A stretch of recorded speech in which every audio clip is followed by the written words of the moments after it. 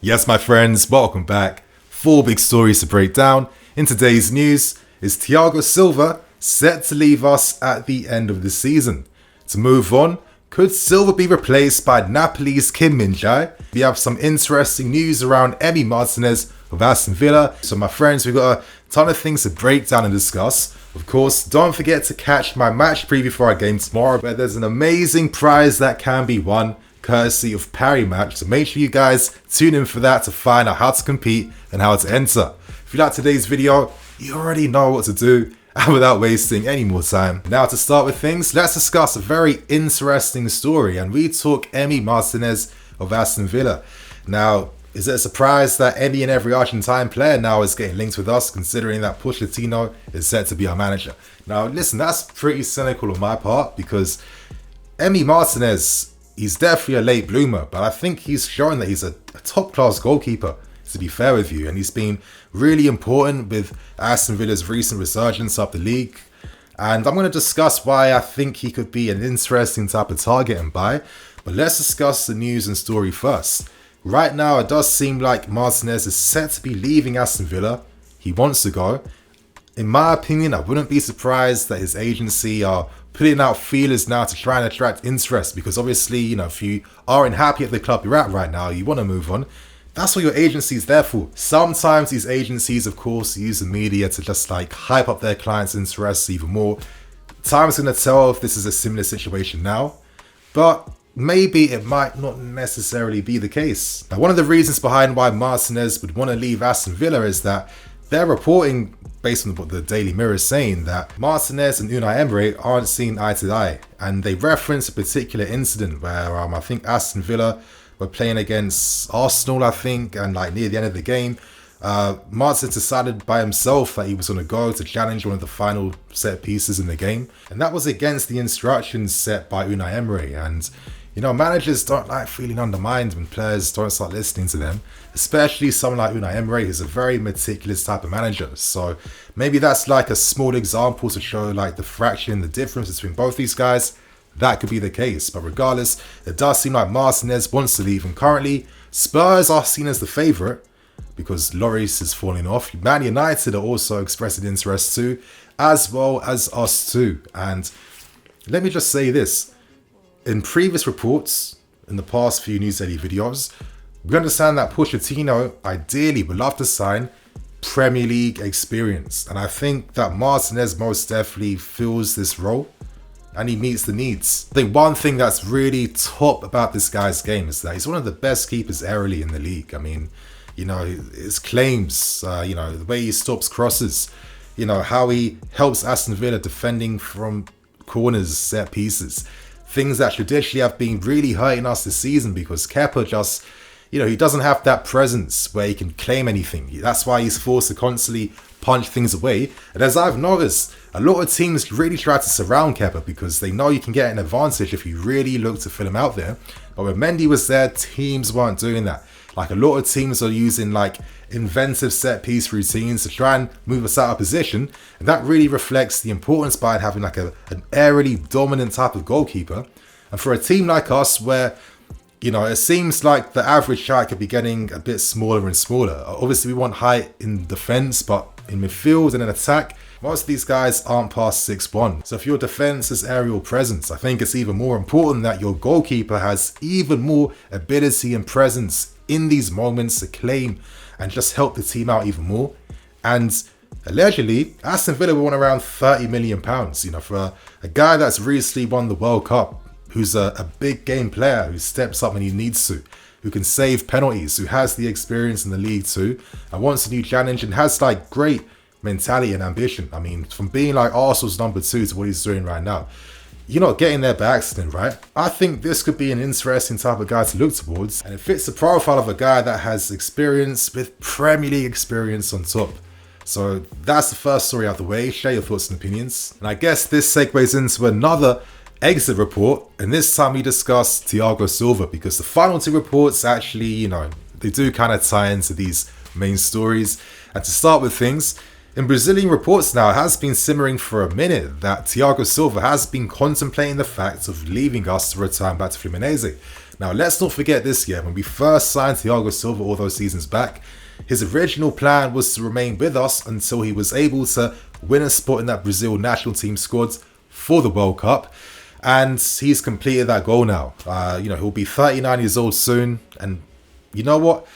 I'm kind of thinking that the fact that we have no Champions League football for next season, what is the real incentive now for Thiago Silva to remain here? Because realistically, by the time that we hopefully get Champions League football by the end of the 23-24 season, he'll be 40 years old. And you'd imagine that, from next season onwards, he'll start to slowly get phased out the team for the younger guys like Korbel, Badiashile, Fofana to get more minutes to claim their spots. So, I see his exit making quite a bit of sense. It would be quite sad, of course, and reports are suggesting that by the end of this month, with our final game against Newcastle on the 28th, this could potentially be a send-off for Thiago Silva. That wouldn't surprise me. And I guess we go back to the Brazilian reports now, because we know that Thiago Silva always had a plan in his career to one day return back to his boyhood club in Fluminense. And some interesting reports, Thiago Silva was featured in a podcast along guys like Marcelo and other Fluminense characters. And, allegedly, he confirmed the fact that he was set to hold talks with Christopher Vivell, of course, to leave us and, of course, sign for Fluminense. Now, if he does leave, it means we are guaranteed some transfer income and money. I wonder how much though. I'd imagine it's not going to be too much out of respect for Thiago Silva. And of course, ex-Brazilian international Fred and Fluminense's president are, very excited at the possibility of Thiago Silva returning back. And it seems like they're preparing a move soon to make this possibility happen now. Now, to give some thoughts and opinions before we move on to the next stories, you know what? I completely understand this. It would be a shame, but at the same time, I would say it's been a massive privilege to watch a player like Thiago Silva for us play week in, week out. There's a certain caliber and level of player that doesn't really exist that often in the modern game, right? And Silva's one of the legends of his generation, one of the best defenders of his generation, and you can see that with how he plays. The composure from the back. I mean, for me, this guy is like it's like having an additional playmaker at the back. He kickstarts the next move. He's able to play these accurate passes over the top to find out the overlapping wingbacks and fullbacks. He's aggressive. The fact that he clocked the Premier League with ease really demonstrates this guy's immense quality and immense class. I really like how supportive his family is. They seem very settled here. A really big fan of his wife too. I was hoping that maybe Thiago could mentor your younger defenders a little bit longer, especially a Levi Cole. I think Cole would really benefit even more learning under Thiago Silva. But all stories have to one day come to an end, and Silva, he played his part here. He helped us win the Champions League and tons of European competitions, and for me it's been a massive privilege to actually watch him. So let's see what happens. Hopefully he doesn't go. I'd like him to remain personally, but I think by the end of this month we're going to have more concrete answers around his future. So share your thoughts and opinions, and now let's move on to a potential successor to Thiago Silva. And we head to Naples to discuss the latest reports on Kim Min Jae. Now, there's been tons of reports coming out from Italy today suggesting that with the futures of Thiago Silva and Koulibaly now in doubt, we're looking at recent Scudetto winner and Kim Min Jae as a replacement for these experienced defenders. Now, reports in Italy suggest that there could be some doubts around Kim Min Jae's future at Napoli, and that's because when they signed him from Fenerbahce for 15-16 million pounds, there was a termination clause in his contract, and the figure's believed to be between 50 million euros to 60 million euros. And when you're a Premier League club that has ample riches and money, these types of figures don't scare you off. And allegedly already, Napoli are looking at wonder kid Scalvini of Atalanta as a success and replacement for obviously Kim Min Jae. Now, reports have continued on as this day's been going on, and it seems like we're exploring the possibility of offering players in this deal. Now, we know that Napoli have expressed an interest in Christian Pulisic. That's a very interesting one. Of course, things like his wages aren't really helpful, but if he was included as a part exchange or included in the overall deal to really balance out the cost for both clubs, maybe something can happen there.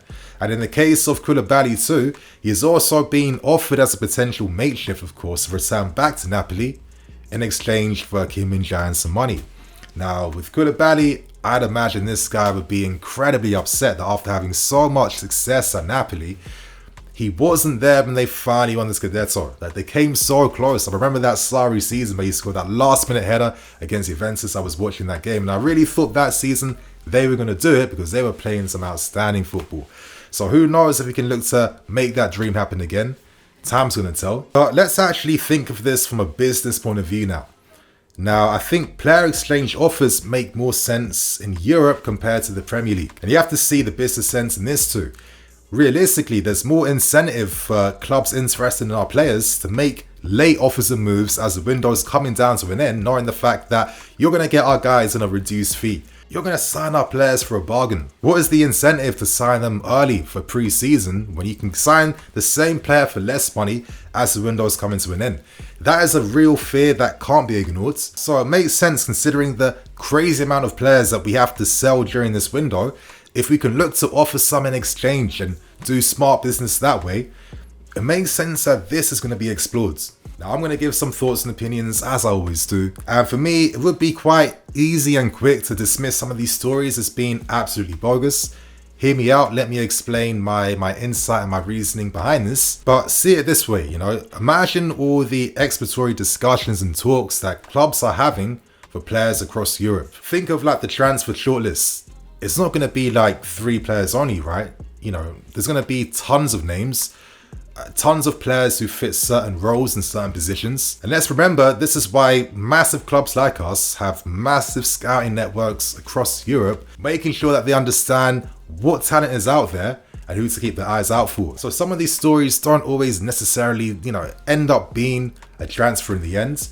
But that doesn't take away from the fact that you're able to get an insight behind the type of player we're hoping to sign. And it's quite clear that if Silva and Koulibaly left, we need an experienced ball-playing defender to work alongside a Koval, a Fofana, a Badia Shil. You need to have at least 4 defenders minimum regardless, right? And I'd imagine there's an incentive from the club to try and remove Koulibaly because, some of the business we did in the summer, Sterling on nearly 300,000 a week, Koulibaly on ridiculous money too.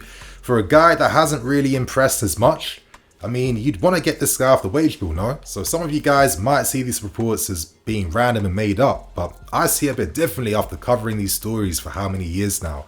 And for me, they give me an insight behind the role and profile we're hoping to sign. And as I said, ball-playing defender with experience would be the guy.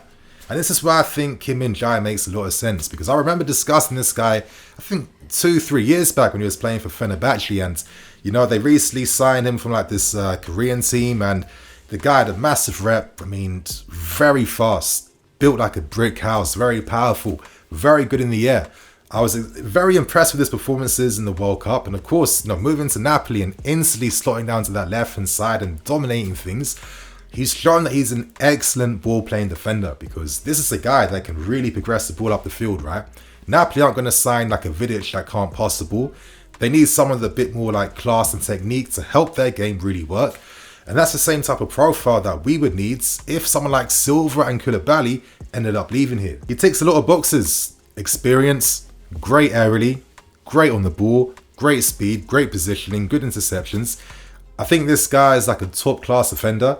And after like discussing him like all those years back, it's nice when these guys really live up to their name and really dominate attention in Europe, right? And on top of this too, can you imagine if we sign one of South Korea's superstars? Imagine the marketing hype and buzz and interest we're going to get. We're going to have a new region and market who are going to be Chelsea fans. Look at the impact that Son has had at Spurs. Like, wouldn't South Korean fans want to support a club that actually wins things and does things? Of course they would. So all I'm going to say is, let's see how this story plays out, because if it's not Kim Min Jae, I wouldn't be surprised if other ball-playing defenders with experience were actually being reported in stories, and that gives us some insight behind who we're looking at and what the play could be for next season, right? Friends, with that note, I'm going to wrap things up and keep things moving. Now, make sure you guys catch me tomorrow. I think I might do a stream for the Nottingham Forest game. I'll let you guys know in the community post, right? So stay tuned for that. And of course, share your thoughts and opinions and like the video if you like the video. And if not, that's motivation for me to work harder for next time. So enjoy your Friday night. I'm Nini FC. This is BlueLionsTV. I'll catch you guys later with some more videos. Cool.